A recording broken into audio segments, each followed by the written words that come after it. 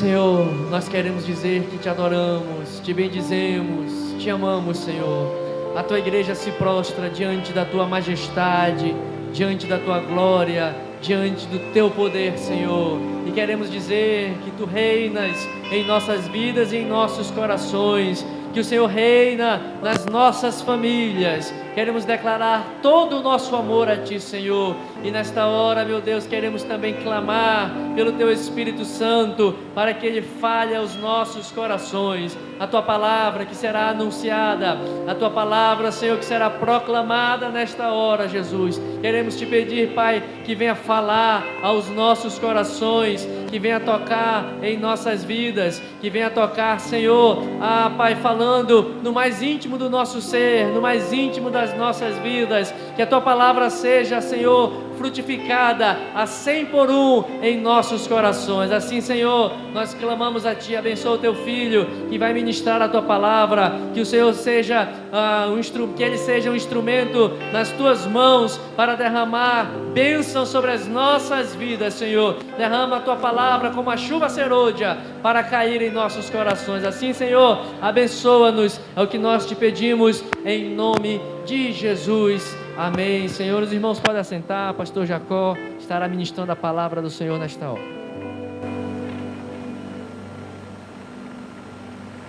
A paz do Senhor, irmãos.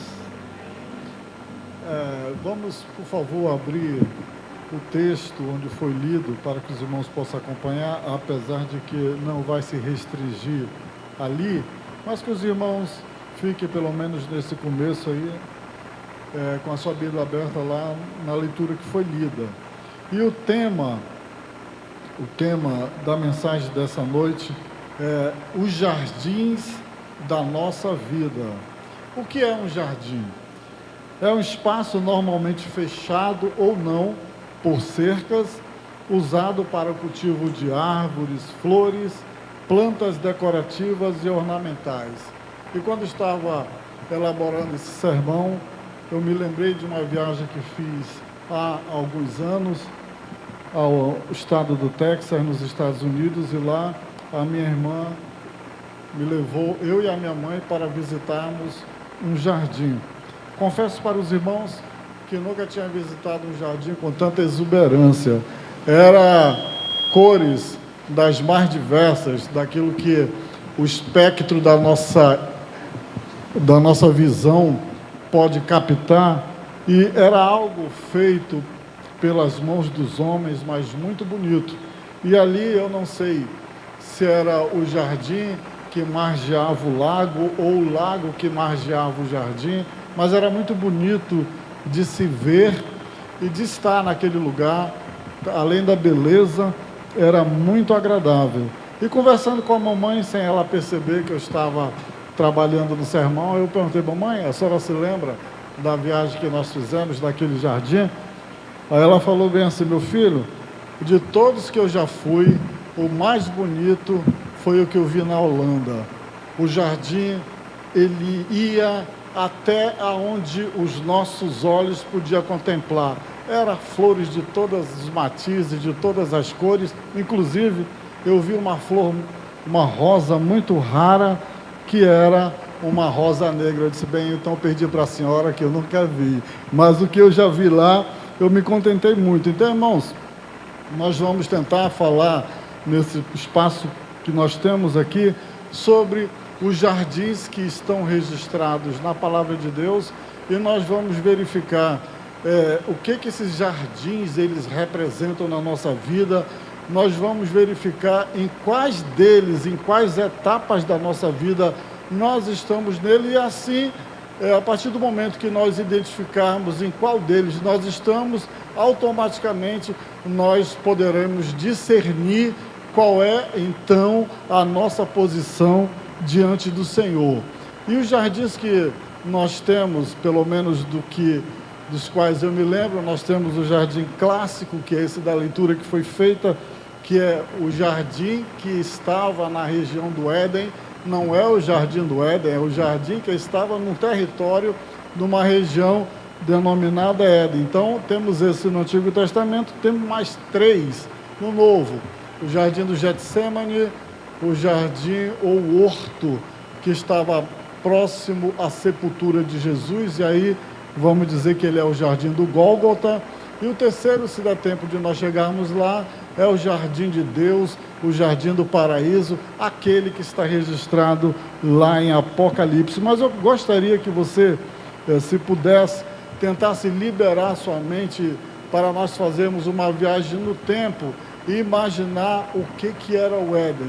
E a partir dessa perspectiva que eu falei aqui, dando o exemplo de um jardim construído pela mão de um ente caído, como somos nós humanos, mas que temos em nós ainda a faísca, a centelha de Deus na nossa vida, como a partir dessa centelha a nossa estética que namora com a beleza, nós conseguimos construir coisas belas. Mas imagina só então o que saiu do dedo do Criador, o que saiu da palavra do Criador. E é esse esforço, esse desafio que eu peço que você tente viajar no tempo. Imagine só, irmãos, nós temos então, se nós recuarmos no capítulo 1 de Gênesis, nós vemos a criação. E o mundo está em burburinho, Deus está criando as galáxias, o universo. Aí ele para no planeta Terra e começa a criar água, começa a criar árvore, cria tudo. E por fim, ele diz que tudo é bom. E aí, ele cria o homem. Interessante, eu também estava conversando com o pastor Fernando, disse, rapaz, foi na leitura de hoje que eu me despertei, eu imaginava até hoje que Deus tinha feito o Éden primeiro, o jardim do Éden, e depois tinha feito o homem lá dentro. Mas foi ao contrário, Deus fez tudo, fez o homem, e aí ele disse, poxa, não é legal que o homem não tenha onde morar, apesar de já ser bela a terra. Irmãos, aí vocês imaginam, ele fez um jardim para que o homem estivesse morando nele. Então ele criou um jardim, aí você pode imaginar, se eu falei que esses jardins aqui feitos por nós, eles já são bonitos, agora imagina a explosão de cores, de uma natureza esfuziante, brilhando, o missionário Luzia, com cores e luzes de tudo que é jeito, e colocou o homem lá, e disse aqui, você vai morar, eu estou te dando um lugar para morar, e esse lugar, eu vou estar com você, eu vou te visitar, eu vou ser presente. Irmãos, Deus dá algumas ordens para o homem, antes dele entrar no jardim. Ele diz, crescei-vos e multiplicai-vos. Depois lá, quando ele começa a criar, ele começa a especificar como é que foi a criação.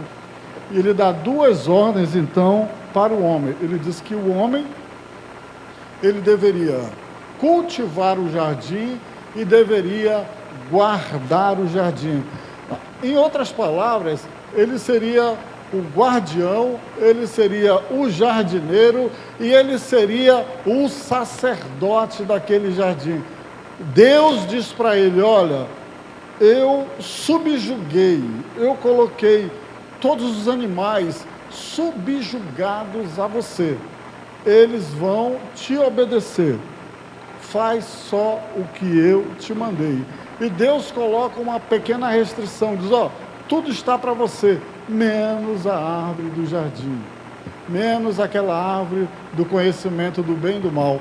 E os irmãos já sabem, então, qual foi o enredo final, o capítulo triste dessa história. Mas no projeto de Deus, o que Deus plantou um jardim perfeito, a água que saía do Oriente entrava no jardim, e se nós tentarmos imaginar a geografia daquele lugar, nós vamos ver que os rios saíam e margeavam toda a terra. No plano de Deus, no projeto de Deus, Deus disse assim, ó, crescei-vos e multiplicai-vos. O que Deus estava, e enchei a terra, o que Deus estava querendo reproduzir na terra, era uma geração de adoradores, de homens santos e tementes a Deus, que a partir do projeto da família, sairiam e povoariam a terra. E povoariam a terra, era isso que estava diante de Deus. E o rio que sai, os rios, os braços que se dividiam. E aí, se nós pensarmos no Tigre, no Eufrates, quando eles descem dali e banham as nações ali do Oriente Próximo, então nós podemos imaginar que a água que saía do jardim, uma água purificada, e aqui eu estou falando no sentido poético, no sentido simbólico, a água que sai do trono de Deus, do jardim de Deus, da presença de Deus, seria cura, seria saúde e seria bênção para todas aquelas nações que um dia viriam a surgir na terra, naquela localidade. Mas o homem, infelizmente, ele desobedeceu a Deus. E aqui nós temos uma primeira causa. Ele não obedeceu a palavra de Deus, que naquele exato momento ainda não tinha sido escrita, mas era uma palavra, era um mandamento verbal. Deus deu uma ordem direta para Adão, e ele não cumpre. E aí, o que ele tinha que fazer, que era guardar o jardim, e cultivar o jardim, e proteger o jardim da entrada de tudo que fosse hostil aos mandamentos de Deus, ao que Deus queria, ele falhou terrivelmente, porque ele deixou de cumprir a palavra de Deus. E aqui é uma lição muito forte. A palavra de Deus, ela é a rédea que nos sustenta, que impede que os nossos desejos, que são pecaminosos, ele se concretize. Então Adão deixou de dar ouvido à palavra de Deus e pecou. E qual é a história para nós hoje? Qual é a palavra prática para a igreja, para o povo de Deus? A partir do momento que nós não obedecemos à palavra de Deus, nós estamos abrindo a guarda para que o mal entre e se assente, domine e reine, e que cause prejuízo na nossa vida. E isso vale para a criança, para o adolescente, para o jovem, para o adulto. Desobedecer a palavra de Deus traz consequências. Quando Deus disse para Adão que ele não deveria tocar naquela árvore, era uma restrição, não que Deus era ruim, mas era algo de Deus, era algo que nós podemos chamar de amor, para a própria autoproteção e preservação de Adão e Eva, porque o Senhor sabia o que aconteceria se eles não obedecessem a palavra de Deus. E aqui, irmãos, a palavra do Senhor, ela está para a nossa autopreservação e proteção. Por isso que nós temos que nos abrigar debaixo dessa palavra. E Adão pecou miseravelmente. Os animais que ele deveria dominar, ele não dominou. A serpente que ele deveria dominar e expulsar do paraíso, ele não dominou e não expulsou. E aí, ao invés dele dominar a serpente o dominou. Irmãos, isso é muito triste, porque essa história, ela se repete dia após dia na nossa vida, quando nós negligenciamos aquilo que o Senhor nos dá. Então, Éden, que significa jardim de delícias, passou a ser conhecido como o jardim do pecado. Mas, onde o homem pecou, Deus também deu graça. Deus prometeu ao homem e à mulher que da semente deles viria o Salvador, que esmagaria a cabeça da serpente, e isso se cumpriu no terceiro jardim, no jardim do Gólgota. Então, se você que hoje, assim como Adão e Eva, está pelejando, está batalhando contra o pecado, contra uma coisa que você não consegue dominar, isso, irmãos, eu não estou falando somente para pessoas que são do mundo, eu estou falando para a igreja do Senhor. Adão e Eva eram os primeiros crentes, e ali nós podemos assim só resumir. Tem tantas histórias e aplicações que nós podemos dar aqui. Será que Adão, ele tratava a mulher dele bem? Será que a mulher, a Eva, tratava o esposo bem? Eles eram santos, ainda estavam no estado da inocência. Mas como é que está a igreja hoje? Será que o esposo está tratando bem a sua esposa? A sua esposa está tratando bem o seu esposo? Será que nós estamos ainda amarrados, engodados em coisas que nós não conseguimos nos libertar? Há uma promessa: o Filho da Mulher pode nos libertar nessa noite. Mas então, vamos para o segundo jardim, o jardim do Getsêmani, que é conhecido também como o jardim do sofrimento. Vejam só, irmãos, no primeiro jardim fomos apresentados ao pecado da humanidade e à semente da salvação. Agora, no segundo jardim, vamos ver que aquela semente que Deus prometeu, aquela semente agora de forma humana no jardim do Éden, ela resiste aos testes de Satanás. Onde Adão falhou, o filho da mulher, a semente prometida por Deus, ela venceu. Quando viajamos, nem sempre nós desfrutamos de momentos de alegria, especialmente quando viajamos sozinhos e sentimos falta daquelas pessoas que são do nosso círculo íntimo de convivência. Isso nos dói, né? Dá aquela saudade. Vejam só, Jesus, nesse momento que ele está ali no Jardim do Éden, e nós todos somos sabedores do grau de intimidade que o Senhor Jesus tinha com seu Pai, mas nesse momento ele experimenta a separação de seu Pai. E o texto diz que Jesus estava agonizando, e ele vai mais além. Ele diz que foi uma agonia que fez com que ele suasse gotas de sangue.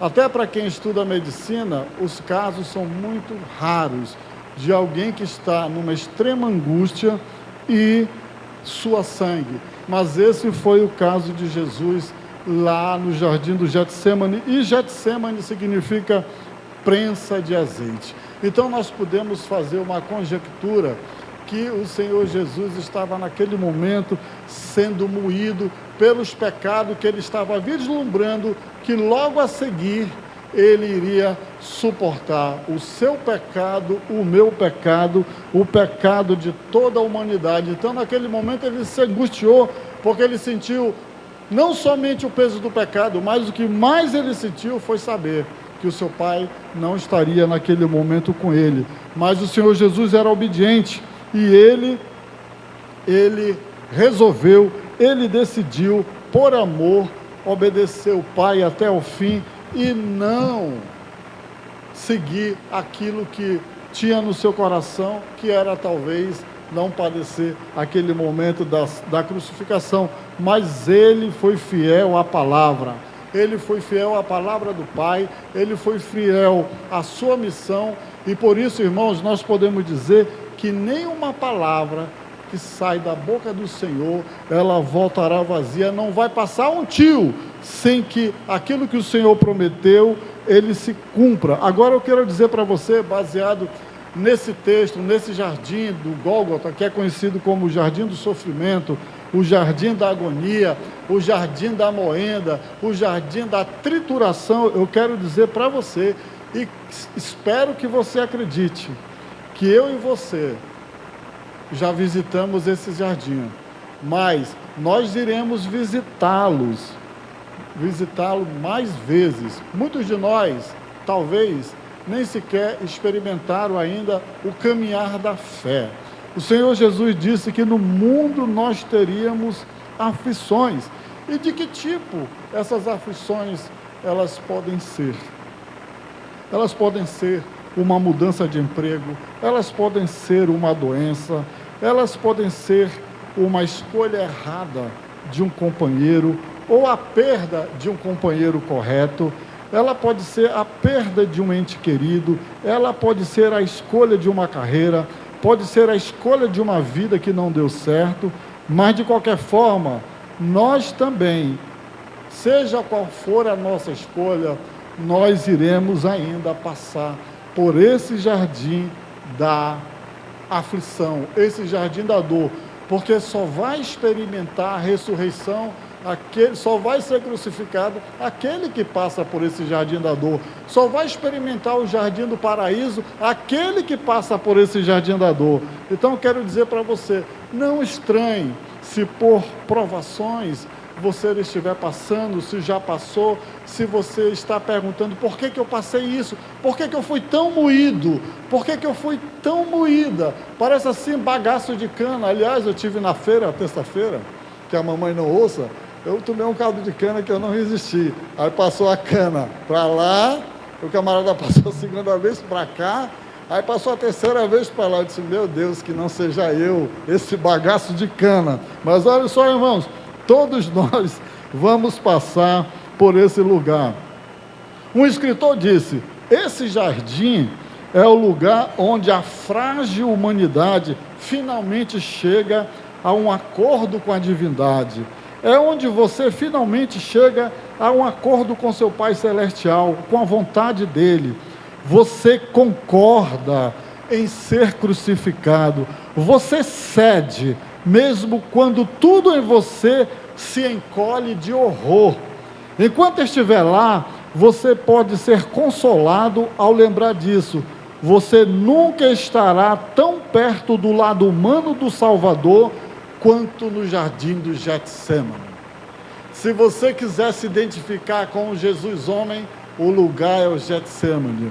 Não fuja do Getsemane. O Getsemane é uma excelente escola.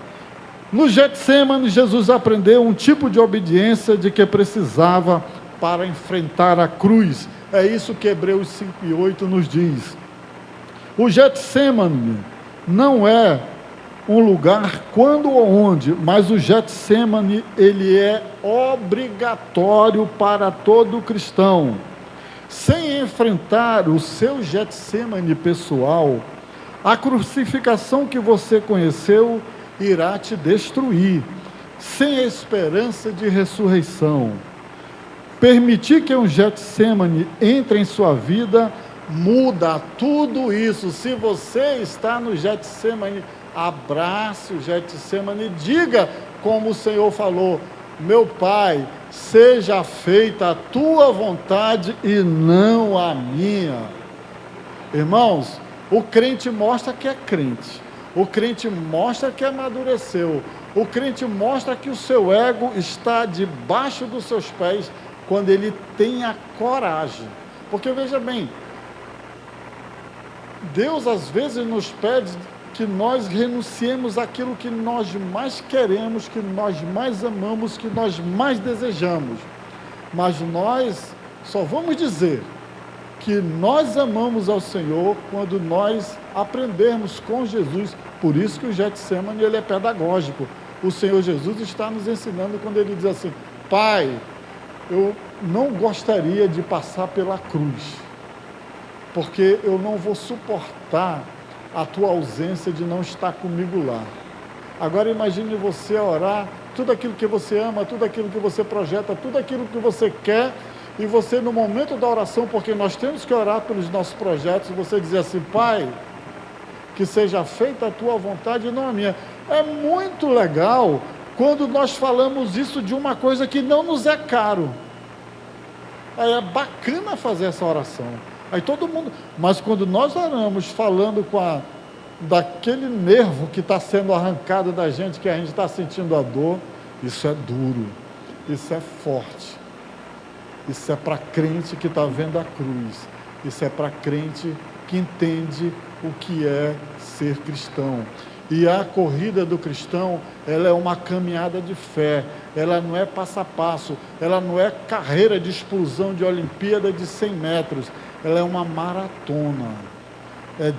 O percurso é longo e nós temos que ter resistência. E na caminhada, vai acontecer tudo que você possa imaginar com você. Vai dar cãibra, vai dar contusão, você pode quebrar uma perna, um braço, um pé.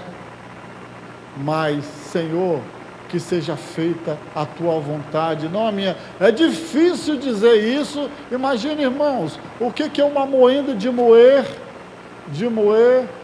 azeitona, uma pedra enorme, uma pedra de mais de 500 quilos, sobre uma outra pedra, e as azeitonas jogadas ali. Imagine aquela pressão de 500 quilos, o atrito triturando a azeitona, mas aí sai o azeite. Era a pedra de Deus triturando o Senhor Jesus, porque Ele queria que do Senhor saísse azeite. Irmãos, olha aqui para mim, só vai sair azeite de você quando você passar pela moenda do Getsemane. Se você pode dizer bem assim, eu tenho 50 anos de Assembleia de Deus do Brasil, mas se você não passou pelo Getsemane, eu vou dizer aqui agora, sinto muito, mas você não colocou o azeite que Deus quer que você coloque para fora. Precisamos passar pela moenda do Getsemane. Qual é a hora certa para você enfrentar seu Getsemane? Quando você clama ao Senhor e diz: ninguém me crucificou, foi você, meu querido Senhor, e somente o Senhor pode me colocar na hora que o Senhor desejar, no Getsemane. E aqui fica também um lembrete: não seja enxerido, não seja ousado, não seja alguém que passa as mãos pelos pés. Não peça antecipação de prova. Entre no Getsemane no momento de Deus, porque é esse o momento que Ele tem preparado para cada um de nós. Não antecipe provação, porque talvez não resistamos esse momento. Continue vivendo a sua vida de fé, de santidade, que no momento certo Deus vai te levar para lá. Você que está no jardim do sofrimento, então você está sofrendo agora, seja doença, seja no aspecto financeiro, seja no aspecto conjugal, seja na solidão, seja por meio da amargura, de algum tipo de sofrimento, você precisa urgentemente entregá-lo a Deus. O Senhor Jesus, que experimentou tudo isso no Getsemane, Ele é poderoso para dar fim e cabo a esse problema que você está sofrendo. Confie nele de todo o seu coração para curar a sua dor. Aproxime-se dele através da oração. A oração do justo, diz a palavra, ela pode muito nos seus efeitos, e pode mesmo. Peça-lhe a cura. Descubra o seu grande amor por você em sua palavra. Leia a palavra de Deus. Ele é fiel para passar a sua bênção para você. Ele é fiel para responder a tua oração. O filho aprendeu a obedecer seu pai, mesmo quando isso incluía morrer. Somente uma crucificação poderia fornecer essa sala de aula para o Senhor Jesus. Ele aprendeu uma obediência que nunca havia conhecido antes. E eu vou pedir permissão para pular o jardim do Gólgota, e pelo tempo eu vou direto para o paraíso, o jardim da vida eterna, que é isso que nos interessa, porque um dia nós vamos morar com o Senhor. Irmãos, vejam só, falamos do círculo da criação e do pecado, do jardim do sofrimento, e agora estamos aqui em Apocalipse 2:7, que diz: quem tem ouvidos, ouça o que o Espírito diz à igreja. Ao que vencer, darei a comer da árvore da vida, que está no meio do paraíso de Deus. E aqui eu quero trabalhar essa expressão paraíso. Essa expressão paraíso é o mesmo jardim. Quando João, ele está se expressando no paraíso, provavelmente a Bíblia que ele tinha não era a Bíblia em hebraico, era a versão que estava disponível, chamada Septuaginta, que foi uma versão traduzida por 70 sábios judeus há mais ou menos 300 anos antes de Cristo. E aí esses homens sábios, eles se aproveitaram de uma palavra da língua persa, que é paraíso, que foi a melhor palavra que eles acharam para que o povo helênico, o povo gentil, todos aqueles que não tinham intimidade com a cultura judaica, com a Torá, com o Velho Testamento, eles pudessem ter um entendimento, assim, mesmo que de uma caricatura do que era o Jardim do Éden. Então, para o persa, ele gostava muito de paraíso. Ele fazia as suas festas, chamava os seus amigos, paraíso não, para os jardins. E aí, João se apropria, os tradutores da Bíblia para Septuaginta, eles pegam essa palavra do persa e João se apropria dela e fala para o mundo gentil, que somos nós, e vem a palavra paraíso. E quando nós falamos a palavra paraíso, o que vem na nossa mão, ou na nossa mente, é justamente o Jardim do Éden. Aquilo que os 70 lá da Septuaginta, os sábios quiseram passar para o mundo então. E aqui João está se apropriando da mesma ideia, porque os seus ouvintes, que não eram judeus também, não tinham nem ideia do que significava aquilo. Aí ele está dizendo, pega uma comparação do que é um jardim para os persas, vocês vão ter um entendimento como uma sombra do que era o jardim no Éden. Agora o próprio jardim do Éden é uma sombra do paraíso de Deus, para vocês verem como as coisas eram progressivas e cada vez mais aumentando. Então o que o Senhor está dizendo aqui é que há um caminho de retorno para Deus. Fracassamos no Éden, sofremos no jardim do sofrimento, no Getsemane, mas João está dizendo que o destino daqueles que mantêm a sua fé no Senhor, mesmo diante de todas as perturbações e tentações do mundo, aqueles que foram fiéis até o fim, eles comerão da árvore da vida que Adão rejeitou. Ele está dizendo, Adão rejeitou, mas você agora em Cristo comerá, porque é uma promessa de Deus. O plano de Deus para o homem, se você pegar a Bíblia de Gênesis, Apocalipse, é só um. É o caminho de retorno a Deus. E o Senhor nessa noite, Ele quer chamar aqueles que ainda não aceitaram como Senhor e Salvador para o caminho de retorno a Deus. Mas também para aqueles que já entregaram a sua vida, Ele está dizendo, olha, cuidado com os sinais vermelhos. É possível que na caminhada você ainda esteja aí tropeçando em pecados caracterizados pelo Jardim do Éden. É possível que você não esteja resistindo à fornalha e à moenda lá da prensa do Jardim do Getsemane.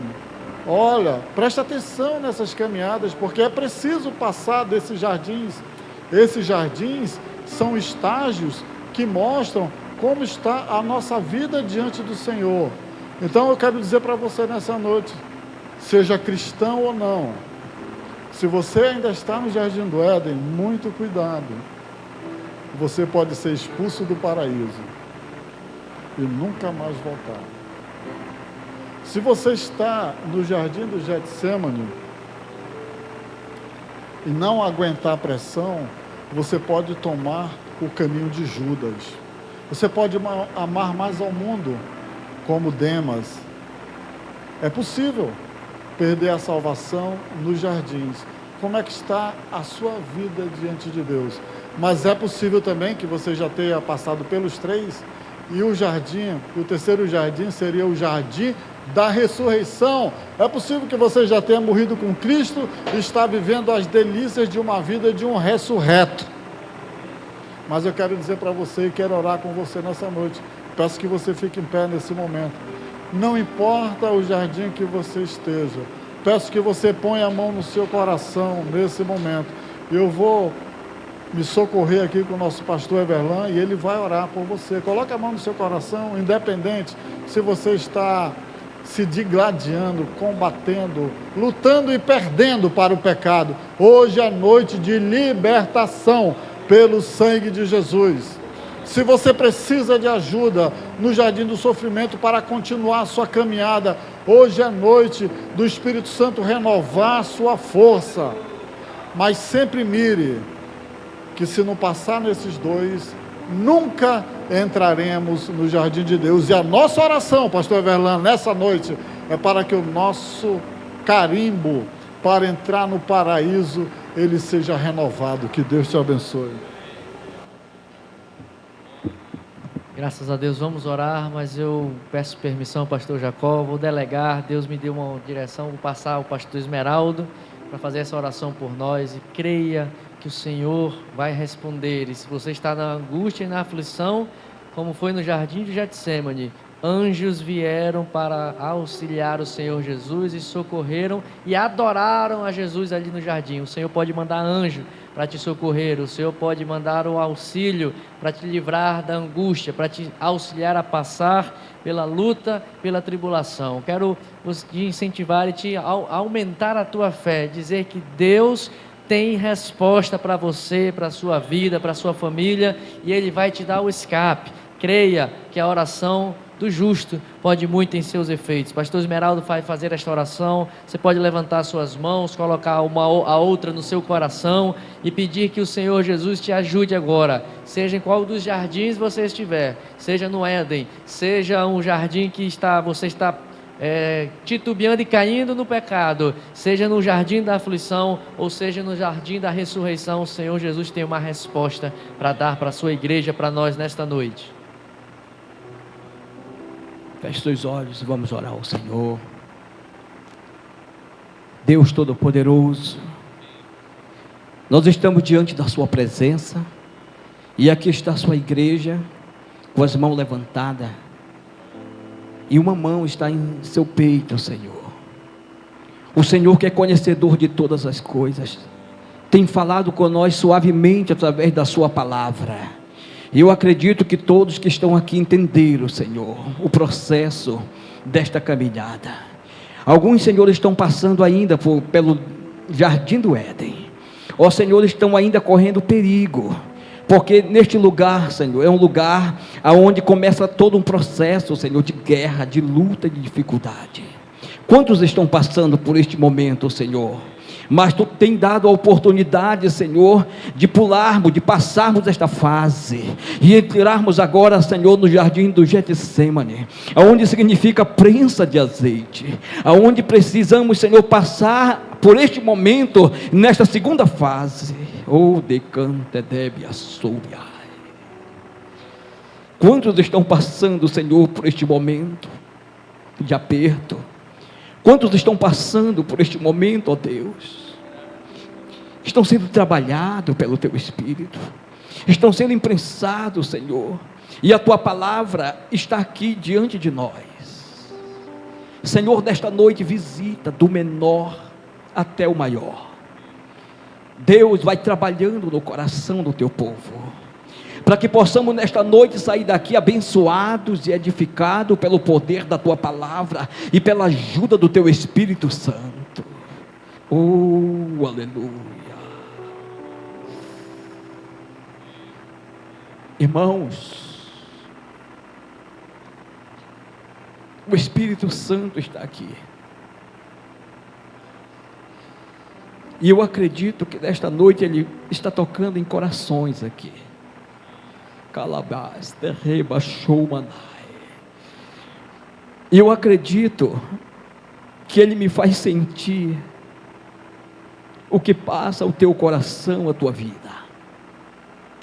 Você que está nesta noite em aperto com Deus agora, você que está passando pelo momento agora, o Senhor fala para ti nesta noite: entra na prensa de azeite, entrega-te e deixa o Espírito Santo nesta noite moer, aleluia, porque tu vai dar o terceiro passo e está perto. O momento está chegando para todos nós. A hora é chegada da igreja do Senhor a entrar no terceiro jardim, e esses têm que passar pela prensa. Ó Deus Todo-Poderoso, nesta noite olha para o teu povo, olha para a tua igreja. Nós precisamos chegar lá, Senhor, e que possamos ser provados, mas que possamos ser moídos para tirar todas as impurezas, tudo aquilo que não te agrada, tudo aquilo que não convém com a tua santidade, tudo aquilo que impede, Senhor, de darmos o terceiro passo e chegarmos diante da tua presença. Nesta noite há poder no sangue de Jesus para libertar-nos de todo o pecado. Nesta noite, Espírito da graça, Espírito de Deus, trabalha nesta noite nesta igreja, trabalha nesta noite em nossos corações, ó Deus maravilhoso, porque nós precisamos chegar lá no jardim, aleluia, do paraíso de Deus. aonde vamos, Senhor, nos alegrar, aonde vamos, Senhor, cantar o hino de vitória, aonde vamos olhar uns para os outros e vamos dizer: foi pela graça que nós chegamos aqui, aleluia, foi pela graça, foi por Jesus Cristo ter passado no Getsêmani, na prensa de azeite, ser moído pelas nossas transgressões, moído pelas nossas iniquidades, e aleluia, para que nós pudéssemos chegar ali. Deus maravilhoso, portanto, meu Senhor da glória, prepara esta igreja, prepara este povo, não deixa que ninguém se perca, não deixa que ninguém fique para trás, não deixa que ninguém, Senhor, se perca na caminhada, se aparte do caminho. Não, Senhor, olha para este povo. Nós entendemos que a jornada é difícil, estamos chegando a hora, aleluia. Existe dois caminhos, existe o caminho largo, mas existe o caminho apertado, e é neste que esta igreja vai. Mas nós vamos passar e nós vamos chegar lá pela graça de nosso Senhor e Salvador Jesus Cristo. Portanto, abençoa o teu povo, abençoa a tua igreja, e que nesta noite temos a graça de um dia entrarmos pelas portas. Ó Deus maravilhoso, é assim que nós oramos, é assim que nós te agradecemos. E esta mão que está depositada neste peito aí, Jesus, abençoa agora esta mão que está levantada diante de ti. Seja nesta noite abençoada pelo Senhor. Seja esta mão agora, aleluia, tocada pelo Santo Espírito. E esta mão levantada diante de ti, seja a mão que vai dar o brado de vitória. Seja a mão que vai dar o brado de vitória. Seja a mão que vai dar o brado de vitória. Esta mão levantada significa uma mão vitoriosa. Esta mão levantada significa dizer que é a mão que vai ainda abençoar muita gente, aleluia, que vai vir ao teu encontro, ó Deus. É assim que nós te pedimos, e é assim que nós oramos ao Senhor nosso Deus, em o santo e bendito nome de nosso Senhor e Salvador Jesus Cristo. Amém. Olhos